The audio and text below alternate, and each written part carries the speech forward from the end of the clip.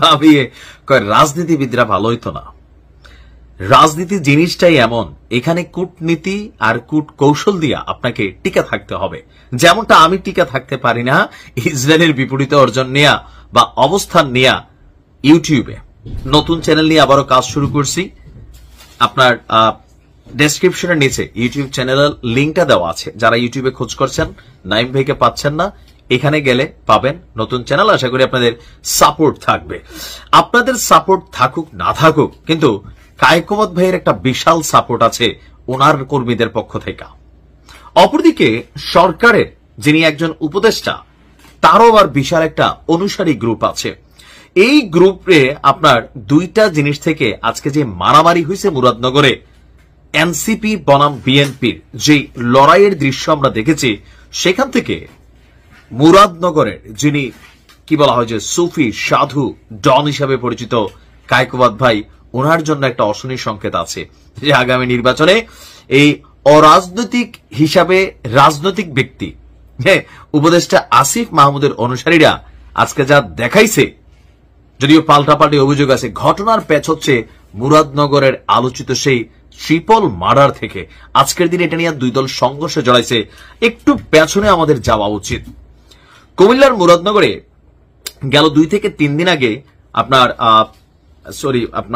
কি বলা হয় যে 3 জুলাই, 2-3 দিন আগে না, 3 জুলাই মুরাদনগরের বাঙ্গুরা বাজার এলাকায় মাদক চোরা কারবারের সঙ্গে জড়িত থাকার অভিযোগ তুলে একই পরিবারের 3 জনকে হত্যা করা হয়েছিল।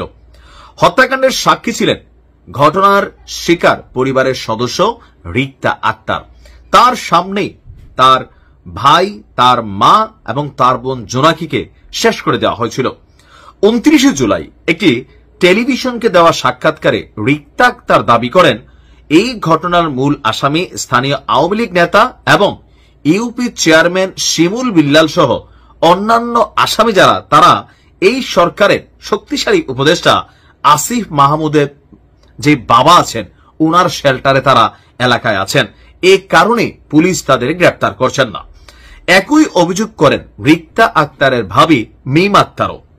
আর এই বিষয়টা নিয়ে যখন প্রতিবেদন প্রকাশ হয়, দেশব্যাপী আপনার আলোচনা সমালোচনা শুরু হয়। টেলিভিশনটির প্রতিবেদনে রিক্তা আক্তারের দেওয়া বক্তব্যের বিষয়ে জানতে চাইলে জোনাকির স্বামী, যিনি মারা গেছেন, তার স্বামী বলছেন, পরিবারের 3 সদস্যকে হারিয়ে রিক্তার নাকি মাথা ঠিক নাই। একজন উপদেষ্টাকে জড়িয়ে যা নয় তা রিপোর্ট করেছে একটি টেলিভিশন।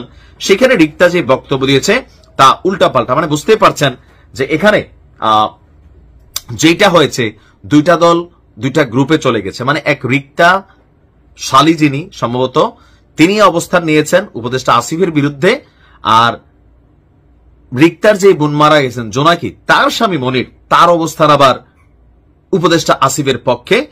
অপরদিকে আসিফ বলছে মুরাদনগরের ট্রিপল মার্ডারের ঘটনায় প্রত্যক্ষভাবে জড়িত শাহ মোফাজ্জল হোসেন, কায়কোবাদের ভাই শাহ জন্নুন বুশরি। বুঝতে পারছেন যেটা নিয়ে প্যাচটা কোথায় রাখছে।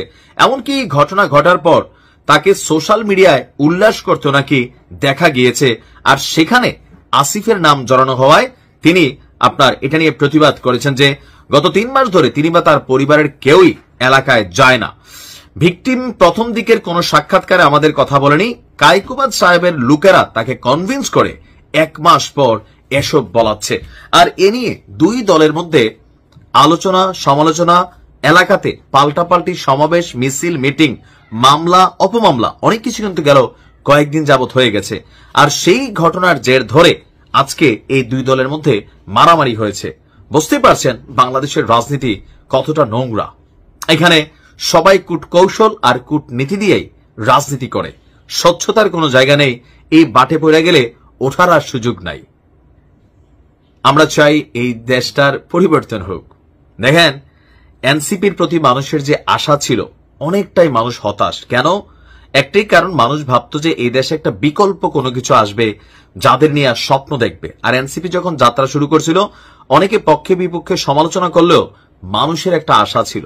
সে আশার জায়গায় গেল 1 থেকে 2 মাস বা সামহাও আরো কোনো কিছু, যতগুলা ঘটনা ঘটছে, চাঁদাবাজি, বিভিন্ন ঘটনা, এদের বিরুদ্ধে যে কনফ্লিক্ট আসছে, মানুষ সেখানে কিন্তু আসলে হতাশ। তো অন্য দল করে না, করে বিএনপিও চাঁদাবাজি করে একটা ফুল লেভেলে বিভিন্ন জায়গায় করতেছে, এটা অস্বীকার করার আপনার কোনো সুযোগ নাই।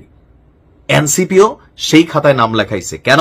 টেকা রে ভাই, টেকা, ক্ষমতা, চেয়ার, এগুলা সবসময় থাকবে না।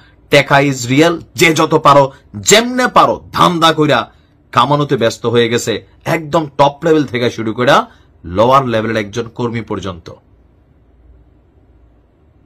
এনসিপির প্রতি মানুষের অনেক প্রত্যাশা ছিল, এই কারণে হয়তো আলোচনাটা বা সমালোচনাটা একটু বেশি হয়। ভালো থাকুন।